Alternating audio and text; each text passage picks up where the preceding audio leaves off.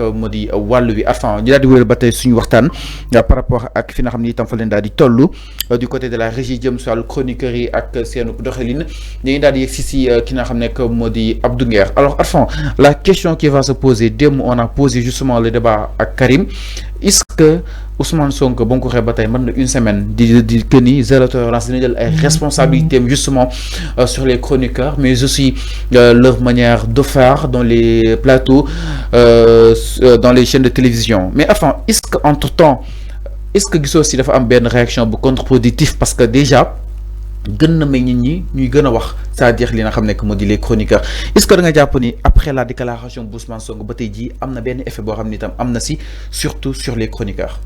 Non man yaakaaruma ni loolu am na dama ne ñooñu ñi nga gis ni entre-temps ñu ñëpp génnaat dama ne ils étaient tous dans les collimateurs balaa Ousmane Sonko di wax loolu ils étaient tous dans les collimateurs ñooñu ñoom Abdou Nguer ñoom Badara Gadiaga ñooñu ñëpp parce que dañ doon wax lu dul dëgg loolu mooy réalité fallu gis nga maslaha bàyyi leen maslaha bi tamit ngeen wax dëgg yéen tamit à un moment donné il va falloir dire la vérité. Entre-temps est-ce que non il y a pas entre-temps. Entre-temps est-ce que mayatul les chroniqueurs pour ñu génn attaquer fallu soyons sérieux. On veut bâtir un état sérieux, on veut bâtir un pays sérieux. Gis nga Sénégal, ce pays-là a souffert depuis 1960 ñu ngi souffrir dans ce pays-là. li may wax ni xam naa ko des présidents se sont succédés dans ce pays Sénégal fii mais ñi ñaa ngi souffrir ba léegi. À un moment donné il va falloir mettre le curseur et freiner un peu et qu'on se pose des questions. Pourquoi Sénégal boo ñëwee Sénégal la population la jeunesse il y a des problèmes. Il y a des problèmes d'éducation. Il y a des problèmes d'éducation au niveau de la jeunesse. Les gens doivent se poser cette question-là. Les agressions, les tueries. Nit ray na diw parce que dafa mandi, nit ray na diw parce que 100 francs la ko ñaan pour jënd cigarette. Nit ray na diw, nit dem na ay groupe formé nañu ay groupe de bandits dem cambrioler ay boutiques. Gis nga, il faut se poser ces questions-là. Pourquoi la population est tellement arrogante? Les jeunes, tu vois des jeunes de moins de 18 ans, 16 ans, ni agresser ay nit, ni wax avec de l'arrogance. Lolo mo wane ni que il y a un problème d'éducation à la base. Et on règle pas ce problème-là. Malheureusement.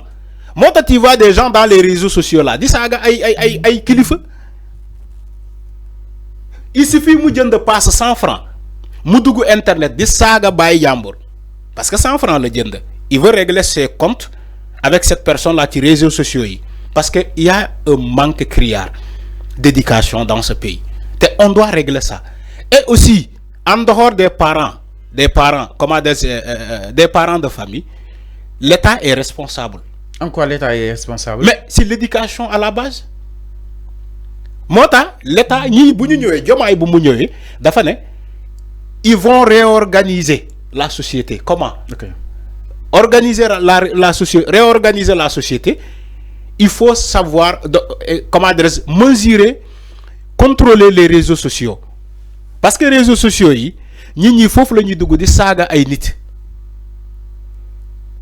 on a spécialisé une police. Spécialisé carrément. D'accord. Dafa spécialisé carrément pour les réseaux sociaux et à travers Harale IBC. Même si yag na fi, mais dañu leen renforcer ay moyens. Pour que tout ce qui se passe auparavant dans ce pays modak, il faut que modak. Ay nit taxaw di saga ay kilifa, ay nit taxaw di nan way je vais organiser un attentat au Sénégal parce que dañoo japp Abdou Nguer. Xam nga yoyu yep. Mota mané la l'État a une part de responsabilité parce que c'est à l'État de contrôler tout ça.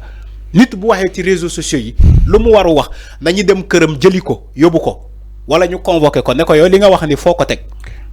Il faut savoir assainir yar nit ñi parce que ñu bari yaruñu ngeen jéggal ma ci kàddu gi vexé wu ma kenn dama ne il va falloir régler ce problème là problème d'éducation la ñu am Sénégal.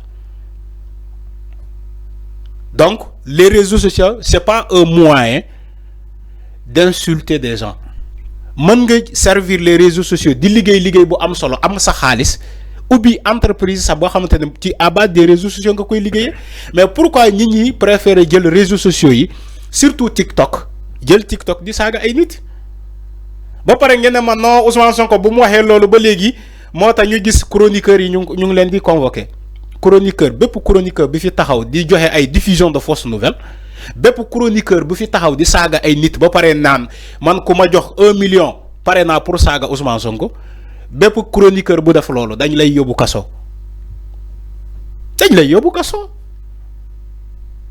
après da ngay ne non dañ laa tooñ kenn tooñu la yow yaa tooñ sa bopp ak ñu la yónni.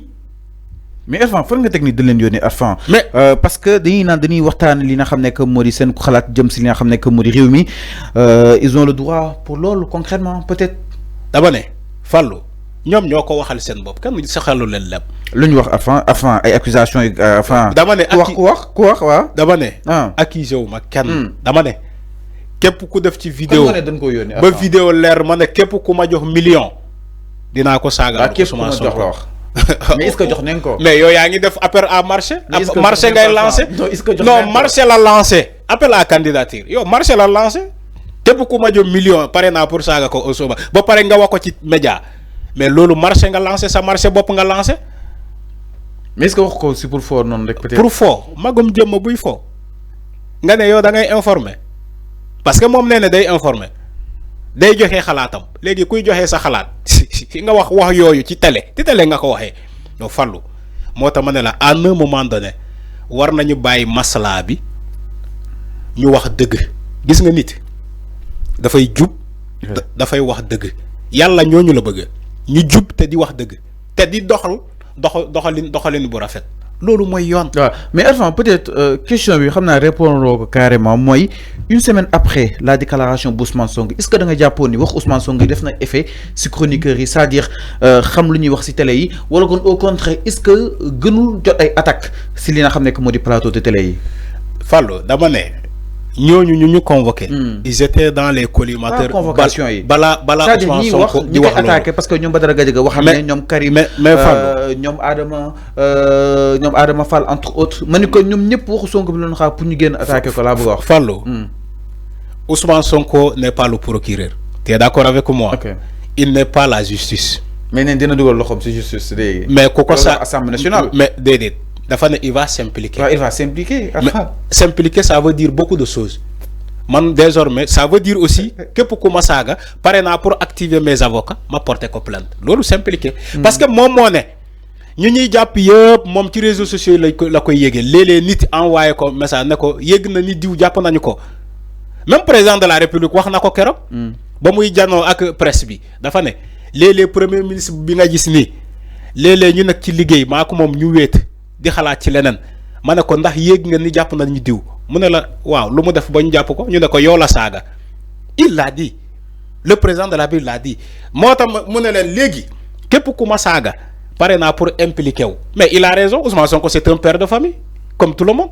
alors qui aurait voulu aujourd'hui ñu saaga baayam yow di nga nangu ñu saaga sa baay man du ma nangu ñu saaga sama baay parce que moom baay jàmbur la un père de famille il a 2 femmes gis nañu fi ay ñu wax bay wax ci ay jabaram est-ce que loolu yoon la. du yoon moom. voilà du yoon. booy analyser des faits gis nga Fallou gis nga Sénégal réewu jàmm la gis nga Sénégal réewu démocratie la moo tax ngay gis il y a plus de 500 et quelques télévisions wala médias yoo xamante ne ubbi nañu moo tax ngay gis Sénégal ñi ñuy toog ci plateau yi di joxe seen xalaat. parce que réew may ma ñëw. parce que réewu jàmm la. réewu démocratie la. mais la démocratie aussi ne vous wala réew aussi liberté d'expression. Maintenant est-ce que aujourd'hui la liberté d'expression voudrait que ay nit taxaw ci ay plateau di saaga ay nit. alors mi ngi noonu avant. non je pose la question par rapport ak est-ce que la liberté d'expression voudrait aujourd'hui Fallou. waaw ni ay nit toog ci réseaux sociaux yi di saaga ay baay jàmbur. alors ñu avancer di xorma ay di génne sutura di comment sutura jàmbur. est-ce que voudrait aussi ñu singeeli benn nit. bay taxaw di naan xool ko mu ngi. alors mi ngi noonu. ils ont un problème avec Ousmane Sonko. Alors mais c'est pas les institutions. mbiru Ousmane Sonko ak li nga xam ne que moo di tolluwaay wi mi ngi noonu par rapport ak li nga xam ne que moo di sa déclaration sur les chroniqueurs alors enfin naa di ñëw itam si leneen du côté de la régie exacte